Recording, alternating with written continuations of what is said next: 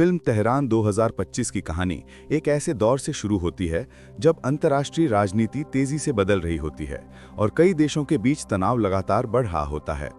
इस माहौल में भारत की सुरक्षा एजेंसियां एक बड़ी साजिश का सुराग पकड़ती हैं, जिसकी जड़ें ईरान, इजरायल और मध्य पूर्व की जटिल राजनीति से जुड़ी हुई हैं। भारत को शक होता है कि 2012 में दिल्ली में हुए हमले जैसी एक और वारदात की प्लानिंग चल रही है, और अगर इस बार इसे रोका ना गया तो इसका असर सिर्फ भारत पर नहीं बल्कि कई देशों के बीच रिश्तों पर भी पड़ेगा। इसीलिए कहानी का मुख्य किरदार, एक जांबाज इंटेलिजेंस ऑफिसर राजीव कुमार, इस मिशन पर भेजा जाता है।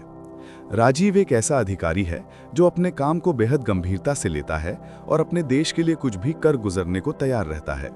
उसे जानकारी मिलती है कि सीमाओं के पार कुछ ऐसे ग्रुप सक्रिय हैं जिनका मकसद भारत में अस्थिरता फैलाना और अंतर्राष्ट्रीय तनाव को और भड़काना है। उसके सामने चुनौती सिर्फ आतंकियों को रोकने की नहीं होती, बल्कि इस बात की भी होती है कि किसी भी कदम से भारत और दूसरे देशों के बीच संबंधों पर नकारात्मक असर न पड़े। यही कारण है कि फिल्म का टोन लगातार तनावपूर्ण और सस्पेंस से भरा रहता है, क्योंकि यहाँ गोलियों से ज्यादा चालाकी और रणनीति की लड़ाई है। राजीव का मिशन उसे तेहरान के भीतर, वहां के गलियारों और खतरों के बीच ले जाता है। तेहरान को फिल्म में एक रहस्यमयी, परतों में छिपा हुआ शहर दिखाया गया है, जहां दोस्त और दुश्मन की पहचान करना मुश्किल है। राजीव को हर कदम सोच समझ कर रखना पड़ता है, क्योंकि जरा सी गलती उसकी जान भी ले सकती है और पूरा मिशन भी खतरे में डाल सकती है। उसे स्थानीय एजेंटों पर भरोसा भी करना होता है और उन पर नजर भी रखनी होती है, क्योंकि कौन किसके लिए काम कर रहा है ये अंतिम पल तक साफ नहीं होता। इस मिशन के दौरान राजीव को कई तरह की मुश्किलों का सामना करना पड़ता है। कभी उसे गलत जानकारी दी जाती है, कभी उसे ऐसे लोगों से डील करनी पड़ती है जिनकी निष्ठा संदिग्ध होती है, कभी उसे ऐसे हालात में फंसना पड़ता है जहां उसे अपने देश, अपने कर्तव्य और इंसानियत के बीच फैसले लेने पड़ते हैं। फिल्म इन फैसलों को काफी संवेदनशील तरीके से दिखाती है, ताकि दर्शक समझ सके कि एक जासूस की जिंदगी सिर्फ एक्शन और हथियारों की नहीं, बल्कि मानसिक दबाव और लगातार फैसलों की लड़ाई भी है।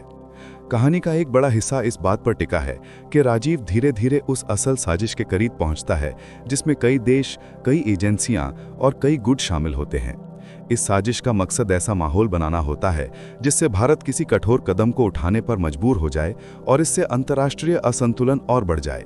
राजीव को समझ आता है कि अगर वो इस प्लान को रोक नहीं पाया तो इसके नतीजे लंबे समय तक दुनिया की राजनीति को प्रभावित कर सकते हैं। जैसे जैसे राजीव सच्चाई के करीब पहुंचता है, हालात उसके लिए और खतरनाक हो जाते हैं। कुछ ऐसे क्षण आते हैं जहां उसे अपनी ही टीम से दूर रहना पड़ता है और मिशन को अकेले आगे बढ़ाना पड़ता है। फिल्म दर्शाती है कि एक जासूस का काम कितना अकेला और जोखिम भरा होता है। कहीं कहीं कहानी में भावुक पल भी आते हैं, जब राजीव अपने परिवार को याद करता है या ऐसे लोगों से मिलता है जो इस संघर्ष के बीच फंसे हुए हैं और जिनकी कोई गलती नहीं है।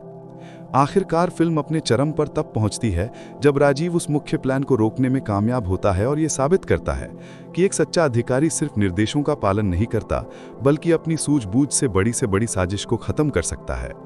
वो इस मिशन को अंजाम देते हुए कई जोखिम लेता है, कई बलिदान करता है और अंत में अपने देश को एक बड़ा खतरा टलने से बचा लेता है। कहानी इस बात को भी इशारा करती है कि विश्व राजनीति हमेशा जटिल रहेगी और ऐसे मिशन हमेशा चलने वाले हैं। फिल्म तेहरान 2025 एक ऐसे जासूस की दास्तान है जो राष्ट्रहित को सर्वोपरि मानता है। ये कहानी जासूसी, राजनीति और जज्बे का मिश्रण है, जहां हर पल खतरे से भरा हुआ है।